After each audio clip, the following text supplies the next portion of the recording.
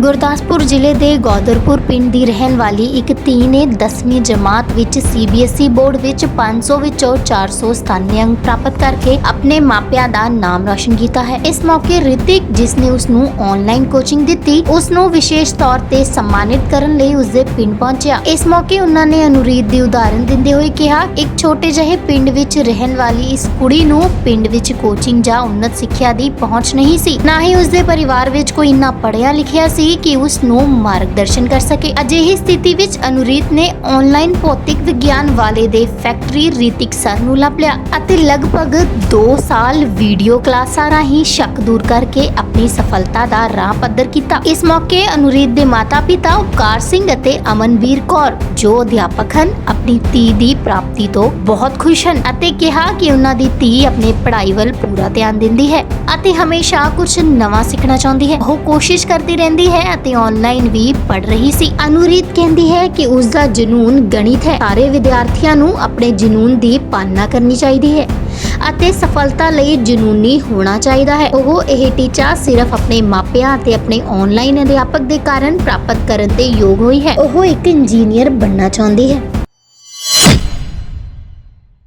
मेरा नाम ऋतिक मिश्रा है और मैं मैथ्स पढ़ाता हूँ बच्चों को ऑनलाइन PW के माध्यम से। PW हमारी एक संस्था है जहाँ पर हम लोग बच्चों को ऑनलाइन पढ़ाते हैं। भारत में हर बच्चा लगभग इस जगह पे PW से पढ़ रहा होता है, तो अनिरुद्ध भी उसी में से एक बैच में से पढ़ी है। क्लास 10th का हमारे जो बैच का नाम है वो उड़ान बैच था। तो हाँ, बहुत बहुत बहुत ज़्यादा खुशी हो रही है। जब मैंने अपने टीचिंग की जर्नी स्टार्ट करी तो मैंने कभी नहीं सोचा था कि मैं भारत के कोने कोने में बच्चों को पढ़ा पाऊंगा और उसके बाद बच्चे मेरे से पढ़कर, उड़ान बैच से पढ़कर, PW से पढ़कर इतना अमेजिंग रिजल्ट लाएंगे। तो बहुत ज़्यादा खुशी हो रही है और सबसे ज़्यादा खुशी होती है उनके माँ बाप से मिलकर, जब उनके माँ बाप पे वो मुस्कान देखते हैं कि बच्चों ने उनको प्राउड फील करवाया।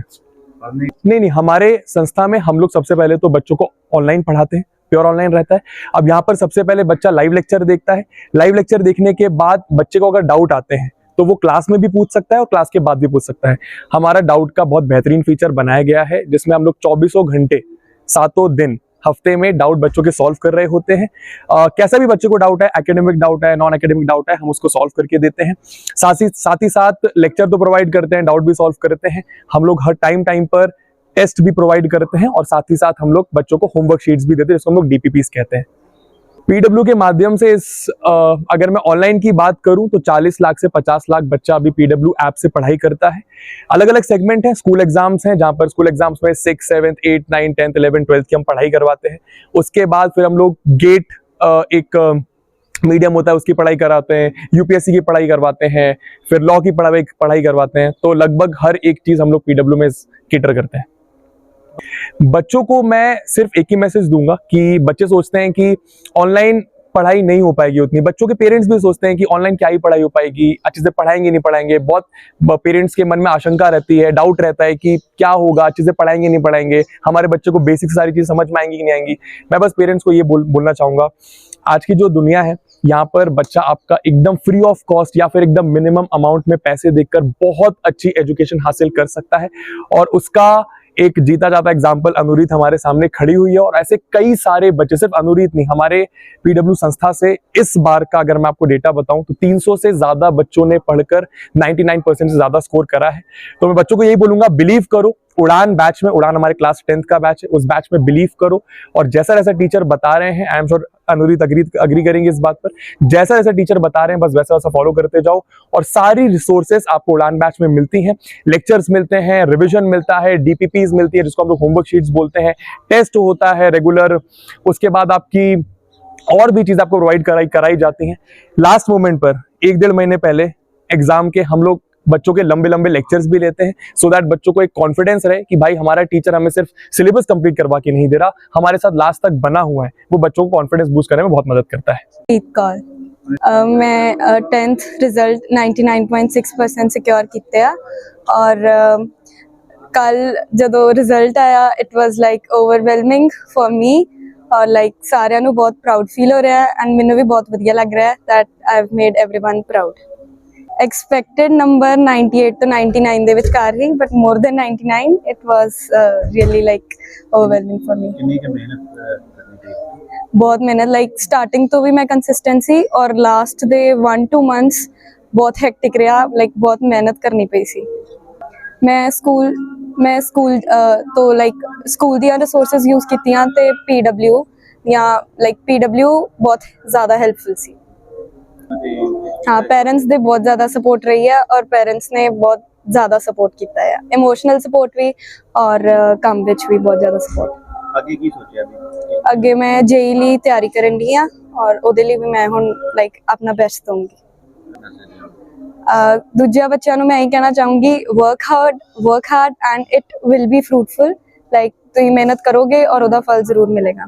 हाँ, मतलब ਤੁਸੀਂ ਪੜ੍ਹਨਾ ਤੇ ਬਹੁਤ ਜ਼ਰੂਰੀ ਆ, ਉਸ ਤੋਂ ਇਲਾਵਾ ਤੁਸੀਂ ਲਾਈਕ ਬਾਕੀ ਆਪਣੇ ਐਬਿਲਿਟੀ ਤੇ ਡਿਪੈਂਡ ਕਰਦਾ। ਲਾਈਕ ਤੁਸੀਂ ਜਿੰਨਾ ਮਰਜ਼ੀ ਪੜ੍ਹ ਲੋਗੇ, ਥੋੜਾ ਬਹੁਤ ਲਾਸਟ ਤੇ ਆਪਣਾ ਸੋਚਣਾ ਹੀ ਪੈਣਾ ਹੈ, ਲਾਈਕ ਜੋ ਆਊਟ ਆਫ ਕੰਟੈਕਸਟ ਆ ਜਾਊਗਾ ਉਹਦੇ ਲਈ ਤੁਹਾਨੂੰ ਪ੍ਰਿਪੇਅਰ ਹੋਣਾ ਪੈਣਾ। ਖੁਸ਼ ਹੋ? ਯੈਸ ਸਰ, ਪੂਰਾ ਖੁਸ਼। ਕੀ ਨਾਮ ਹੈ ਜੀ? उपकार सिंह। बहुत ज़्यादा मान तो बहुत ज़्यादा महसूस हो रहा, बेटी ने सिर उच्चा कर दिता।